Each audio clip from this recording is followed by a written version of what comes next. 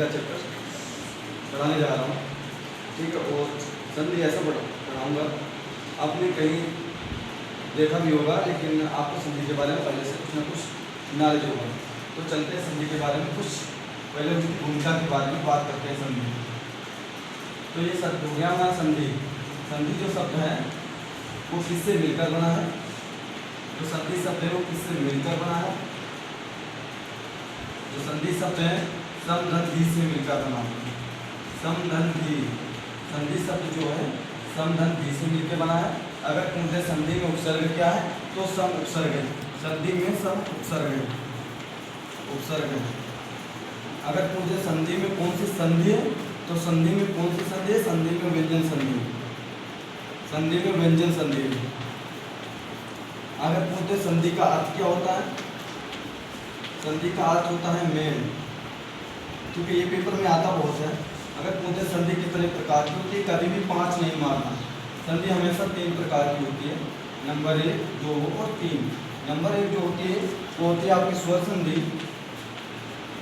और दूसरा होती है व्यंजन संधि, और तीसरा होता है विसर्ग संधि। विसर्ग संधि ये तो हो गया। अब संधि में संधि को तोड़ना क्या कहलाता है?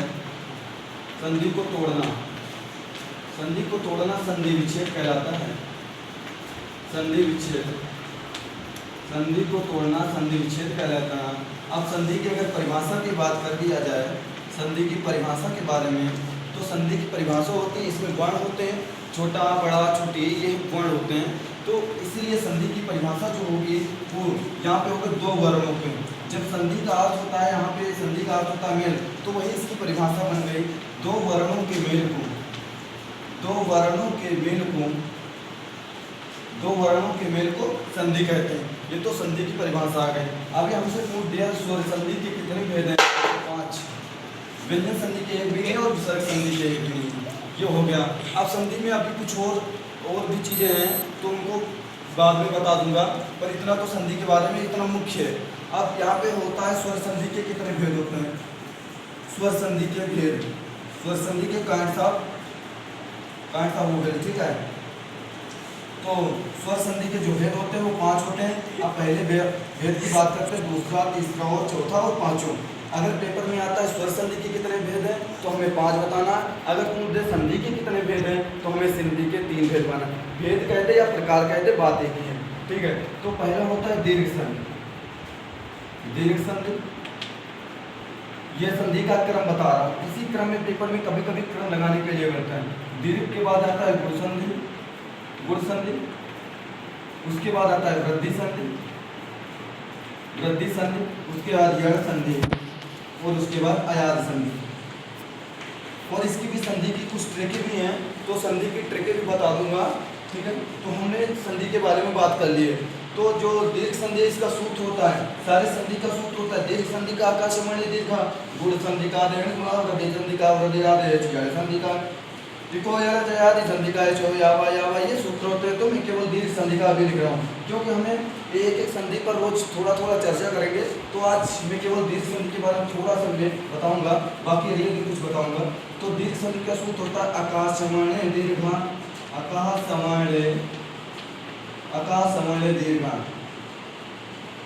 अगर पूछ दे ये आकाश समण्य दीर्घा कहाँ से बना, तो हमारे पाणी जो है व्याकरण के ज्ञाता, तो उन्होंने वही उन्हीं के जितने सूत्र हैं वो उनके जो मैसूर सूत्र हैं उन्हीं सूत्रों से इस सूत्र का निर्माण हुआ है।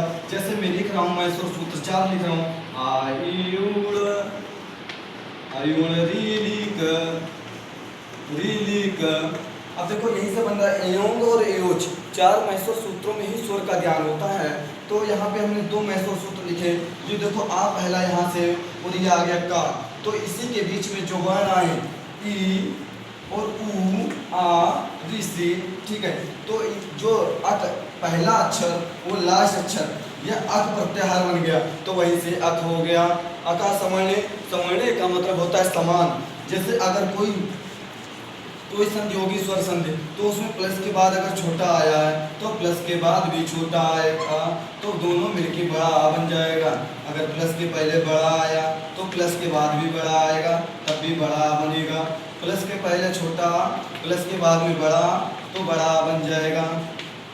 प्लस के पहले बड़ा, प्लस के बाद छोटा, तब भी ये बड़ा बनेगा।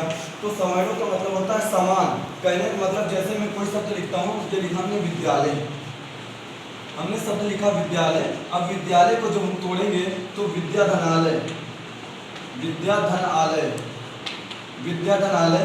अब कह रहा है सवर्ण कैसे बनेगा, यहाँ से देखो बड़ा आ निकला और यहाँ से बड़ा निकला, यही समान है, मतलब समान वर्ण है, मतलब इनका उच्चारण स्थान भी समान है।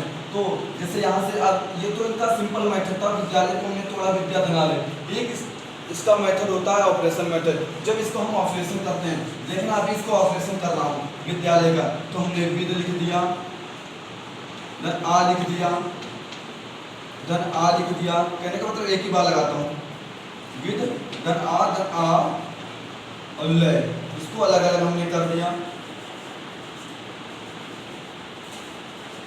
ठीक है, अब विद का हमने विद लिख दिया, विद।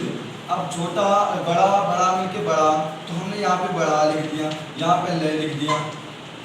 और जो हमने वी और दिया, अब इसका बड़ा का डंडा लगा दिया और ला और या ऐसे लिख दिया। ये हमारा शब्द बन गया विद्यालय, जैसे शब्द था बिल्कुल वैसे बना दिया इसको। मैं तो आज इतना ही रखते हैं, बाकी अगली क्लास में।